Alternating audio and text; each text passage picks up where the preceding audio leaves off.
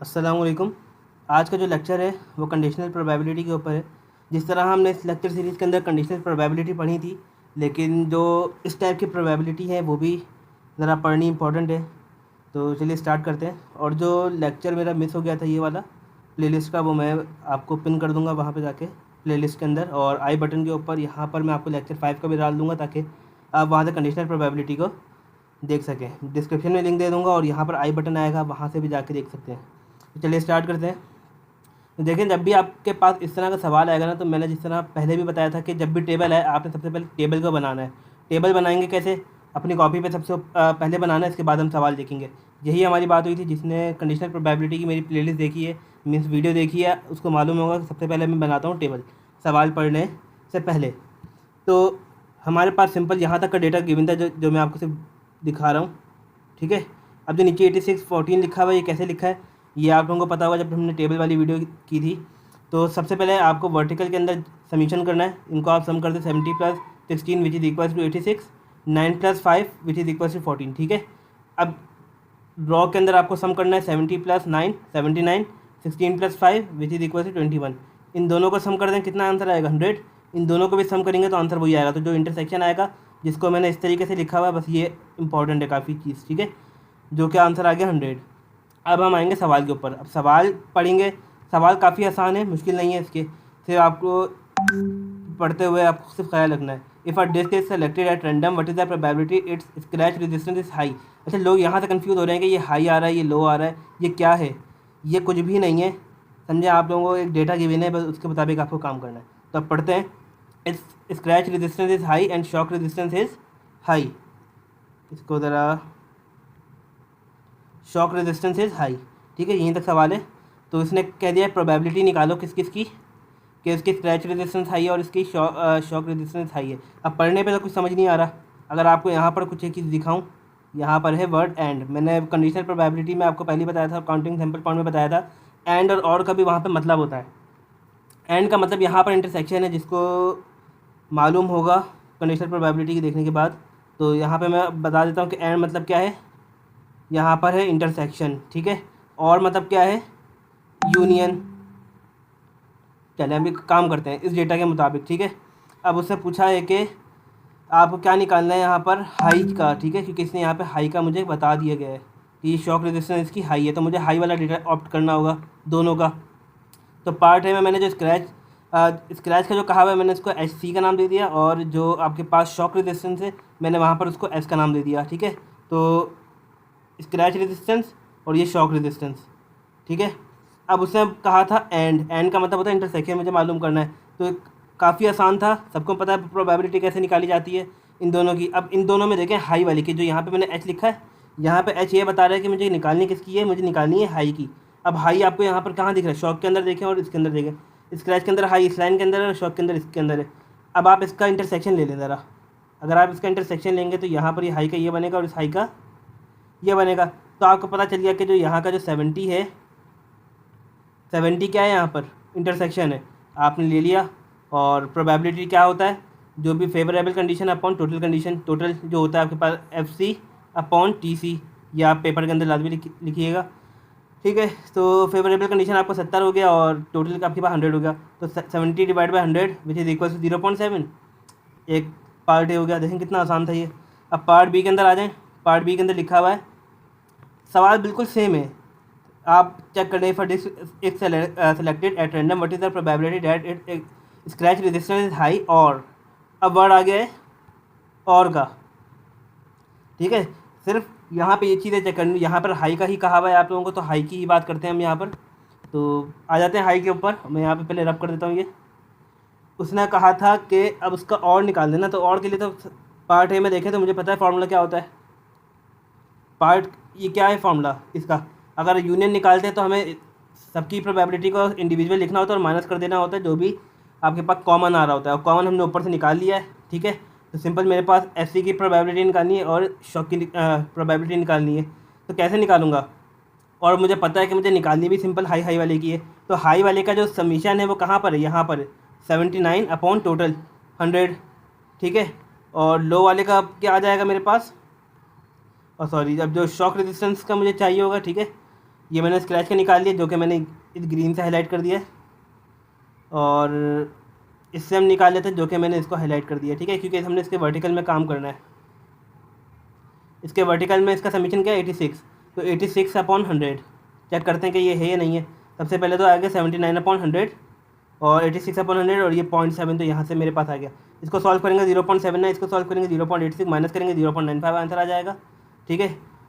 तो आप बेशक कर भी सकते हैं। जब इन दोनों को मैं सॉल्व करूँगा तो मेरे पास आंसर आएगा 0.09 और इसके अंदर जब मैं ऐड कर दूँगा 0.86 तो आंसर आ जाएगा यहाँ पर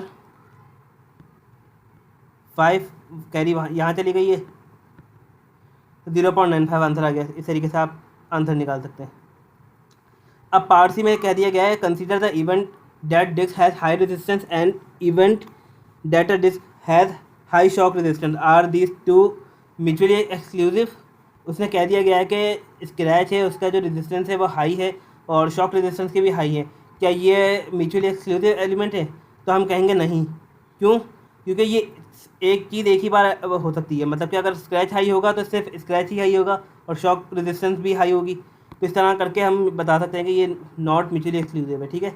अब आ जाते हैं एक और सवाल की तरफ, वो भी काफ़ी आसान है। सबसे पहले तो मैंने देखा यहाँ पे टेबल है, टेबल का मैं बनाऊंगा डेटा।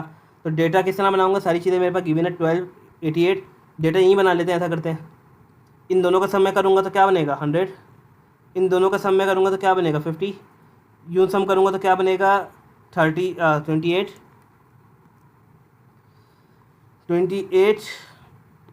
और इसको मैं सम करूँगा तो बनेगा 2 2 एंड 1 122, ठीक है। तो डेटा यहाँ पे बना हुआ भी है, तो आप यहाँ पर देख भी सकते हैं।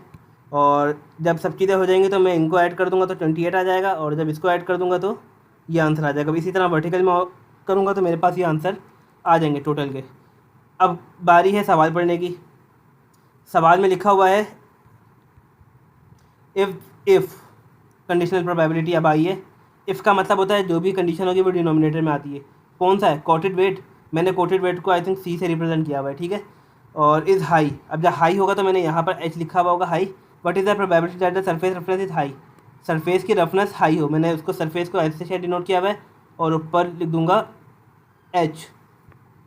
देखते हैं मैंने क्या लिखा हुआ है, मैंने एस आर लिखा है, सरफेस रफनेस और अपॉन सी, ठीक है, क्योंकि इस तरह ही लिखते हैं।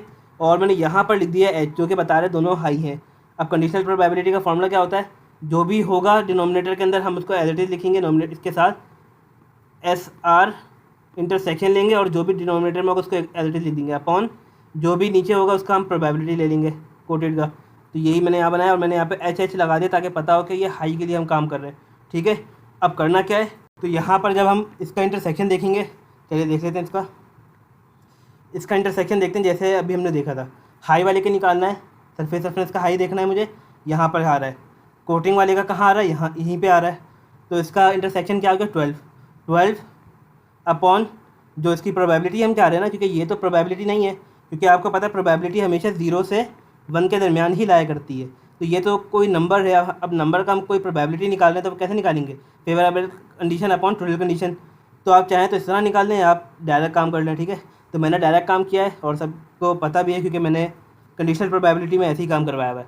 तो 12/150 जो मैंने लिखा हुआ है, ठीक है। अब कोटेड वाले का देखना है क्योंकि नीचे क्या है कोटेड का, तो कोटेड हाई है, तो कोटेड का हाई वाला कहाँ है, ये कोटेड का ये हाई है, तो इसका हाई का जो समीशन है वो कितना है 100/150। तो ये मेरे पास कंडीशन आ गई है, ठीक है। 100/150, 150 से 150 कैंसिल हो गया तो आपके पास आ गया 12 यहाँ पे मैं लिख देता हूँ 12/100 और विच इज़ इक्वल टू 0.12। तो इस तरीके से आपने अपना काम कर लिया है, ठीक है। अब बात कर लेते हैं दूसरी कंडीशन की, if surface roughness is, if की बात कर दी गई है। तो मैं डेटा में जल्दी से पहले करूँगा कि कौन सी चीज़ है, कौन सा surface roughness of sample is high वाले का इस्तेमाल कर रहे हैं। तो प्रोबेबिलिटी मैंने बनाई, स्लैश डाल दिया, एस का नाम दे दिया, ठीक है, सरफेस रफनेस, और मैंने यहाँ पर बंद कर दिया एच के नाम से, हाई के नाम से। आगे क्या लिखा हुआ है कोटेड वेट। अब कुछ सोचना ही नहीं है कि लिखना क्या है, सिंपल ऊपर लिखना है हमें नॉमिनेटर में।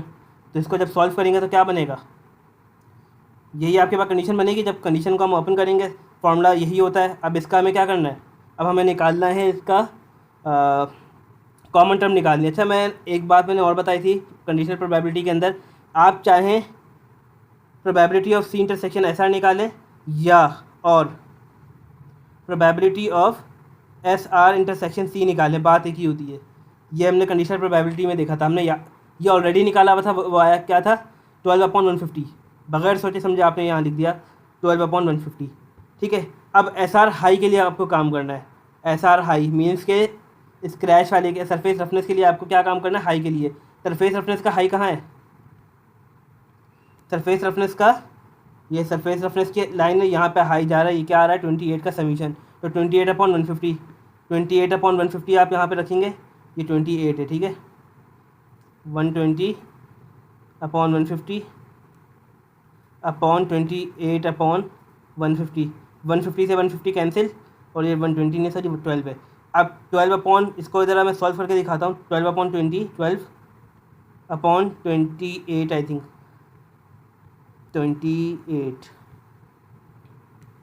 0.42 जो कि मेरा राइट आंसर आ रहा है। ठीक है, तो इस तरीके से आपने अपना आंसर निकाल लिया। अब एक और पार्ट है, पार्ट सी, वो भी काफ़ी आसान है, जल्दी से देख लेते हैं उसको।